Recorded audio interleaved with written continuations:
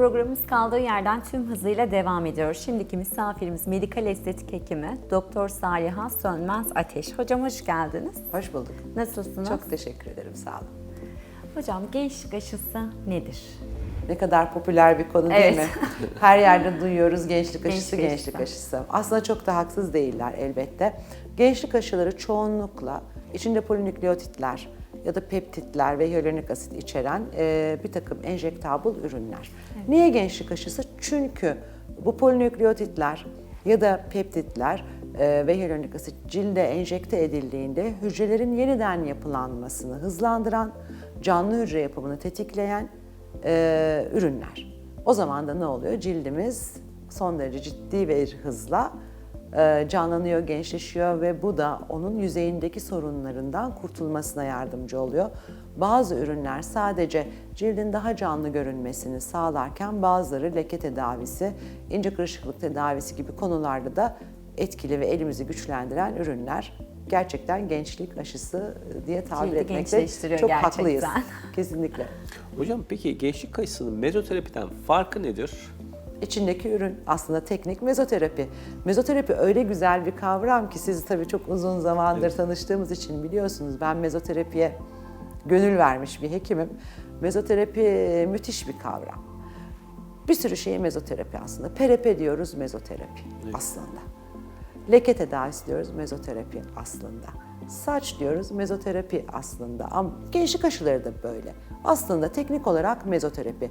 Cildin yüzeyden çok ince küçük iğnelerle delinerek enjektörün içindeki etken maddenin küçük dozlarla etkili olacağı seviyeye bırakılması.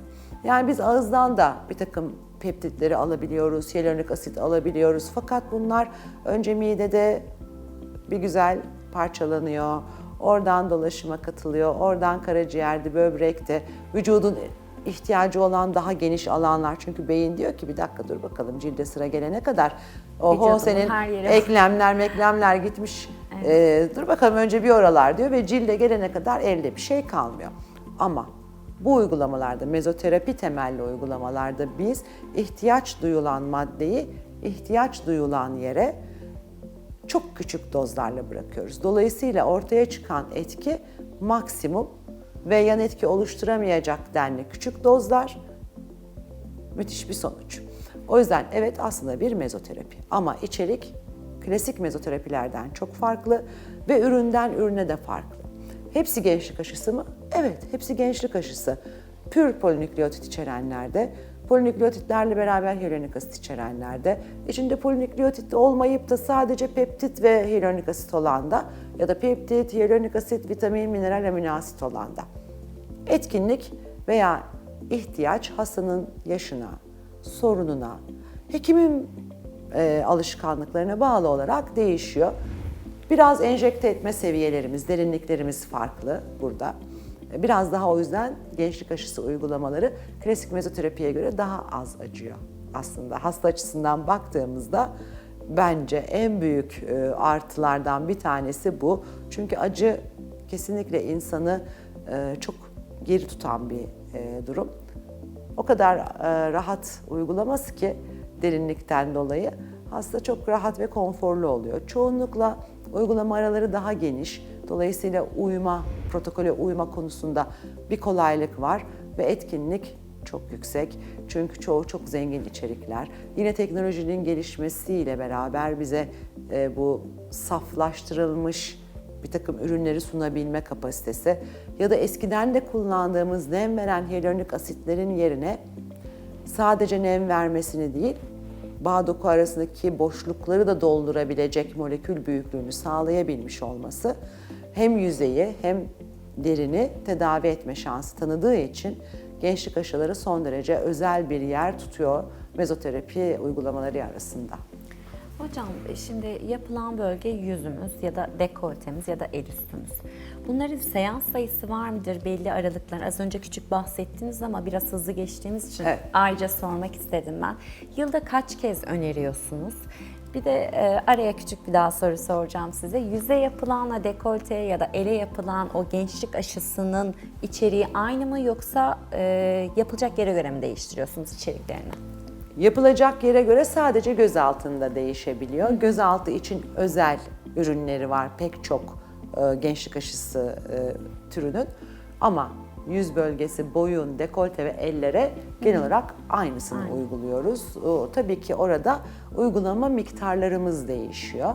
Derinliklerimiz biraz değişiyor fakat hepsinde aynı ürünü kullanıyoruz. Sadece göz çevresi bazı ürünler için ayrı bir preparat çıkarmış oluyor. Bir de bir şey daha. Seans sayısı. Genellikle 21 günle 1 ay arası 3-4 hafta aralıklarla ortalama 3 seans.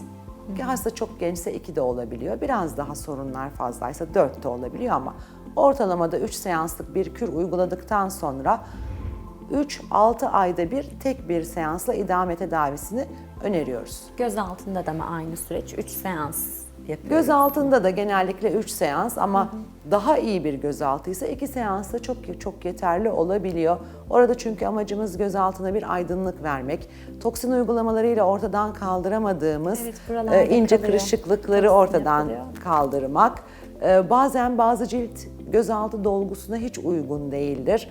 O bölgeye dolgu koymamak ama bu tarz gençlik aşısının göz çevresi için özel ürünleriyle göz altı bölgesinde kendi dolgunluğunu arttırarak ve cildin yüzeyini iyileştirerek aynı zamanda mor halkaları tedavi ederek çok daha parlak, çok daha sağlıklı bir göz etrafı elde etmek mümkün.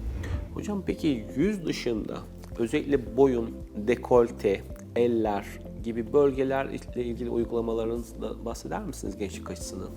Şimdi boyun tabii biliyorsunuz ki son derece hassas ve çağın herhalde bir gereği sürekli kafamız eğik olduğu için ciddi derecede deforme olan bir bölge. Yüzü gençleştiriyoruz, her şeyleri yapıyoruz ama boyun biraz geride kalıyor. Bir de şurası hocam, şu bölge. Dekolte de çok kıymetli. Dekolte, Özellikle biz kadınlar için gerçekten çok kıymetli. Ben güneşlenmelerini bile hastalarımın istemem ya da güneşleniyorlarsa bol miktarda güneş görüş. Çünkü dekolte tedavisi de zor. İnce bir bağ dokusu var. Cilt yapısı ince. Dolayısıyla yapılabilecek işlemler sınırlı. Mesela ben dekoltede çok ciddi biçimde Lumecca cihazıyla beraber gençlik aşısını kullanırım. Çünkü hem lekeleri tedavi eder, o bölgedeki güneş ya da yaşlılık lekelerini, hem de kolajen sentezini arttırdığı için ısıyla arttırır kolajen üretimini ve bunu gençlik aşısıyla destekleyerek hem cilt altında bir yenilenme sağlarım. Böylece gerekse yatarken oluşan pozisyona bağlı çizgilenmeler. Mesela şöyle yattığınızda Evet, yatıyoruz ve buruşur. sıkışıyor. Evet. Sıkışınca bu bölgeler çizgileniyor. Özellikle deri iyice inceldikçe, bağ doku kalınlığını kaybettikçe o çizgiler yukarıya doğru büyümeye başlıyor ve bizi huzursuz ediyor. Mümkünse oluşmaya başlamadan tedavi etmek ya da oluştuktan sonra da tedavisi için gençlik aşıları çok kıymetli. O bölgenin pürüzsüz, parlak, canlı görünmesi çünkü çok hoş bir şey. Aynı şekilde boyunda da böyle. İnce çizgilenmeler, bu kolye çizgisi tabir ettiğimiz yatay çizgilenmeler kolay kolay başka bir tedaviye cevap vermiyor. Altına dolgu koymaya kalksanız inci tanesi gibi belirginleşebiliyor. Çünkü çok ince bir deri, ince bir subkütan yağ dokusu, ne kadar soft bir ürün tercih etsek de belli bir zaman en azından öyle görünebilme ihtimali. Biz deriyi tümden tedavi ediyoruz, gerilmesini sağlıyoruz.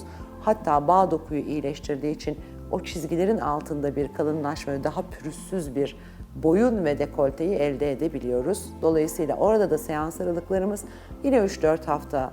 Seans sayımız 2 ile 4 arası yine yaşa ve soruna göre ama ellerde tek seans çoğunlukla yetiyor. Çünkü ellerde biraz daha farklı bir uygulamayı ben tercih ediyorum. Belki başka meslektaşlarım öyle tercih etmiyor olabilir ama kanülle doldurur gibi çalışıyorum tüm sahayı ve orada iyileşme yaratmasını sağlıyorum. Eğer hasta ellerinin çok pufi pufi dolu olmasını tercih etmiyorsa, biraz kemikli yapısını seviyorsa ve cilt yenilenmesi, yaşlılık, güneş lekelerinin iyileşmesi, daha nemli bir görüntü istiyorsa kanülle yaptığım o çalışma çok mutluluk verici oluyor ve genellikle tek seans 3 ay sonra bir tane daha yapabiliyoruz. Evet. Hocam şimdi uygulamanın adı gençlik aşısı. 30 yaşındaki birisi de gençlik aşısı yaptırabilir mi? İlla 45 yaş, şimdi gençlik dediğimiz için 45 yaş üstü mü? Bu ince bir çizgi bence. 30 yaşındaki kişiler yaptırıyor mu ya da 25 yaşındaki kişi yaptırıyor mu mesela? 25 yaşında eğer çok ciddi özel bir problemi yoksa, çoğunlukla gençlik aşısı yoğunluğunda bir ürüne hastamızın ihtiyacı yok. Ama ben yine mezoterapi yapıyorum. Çünkü mezoterapi sadece bugün var olan sorunu iyileştirmek için değil, ileriye yönelik Geleceğe. bir yatırım yapmak, cilt ve cilt altı bağ dokunun sağlıklı olması, dolaşımın sağlıklı olması adına ne yapabilirim? Yüzümün de tabii ki genç hastaların daha çok büyük problemleri ve kayıpları yok. Yüzünü de bozmadan ama geleceğe yatırım yaparım, mezoterapi. Çoğunlukla özel bir sorun yoksa gençlik aşısına ihtiyacı olmuyor. Ama aslında cilt yaşlanması 30-35 yaşlarında başlıyor. Dolayısıyla 30-35 yaşlarında evet gençlik aşısı yapılabilir ve yapıyorum da zaten. Yapalım, seans yapalım hocam. Çok teşekkür ederiz. Ben Bugün teşekkür gençlik ederim. aşısından bahsettik sizle. Evet, bugünkü misafirimiz medikal estetik hekimi Doktor Saliha Sönmez Ateş'ti. Kendilerine teşekkür ediyoruz. Programımız kaldığı yerden tüm hızıyla devam ediyor.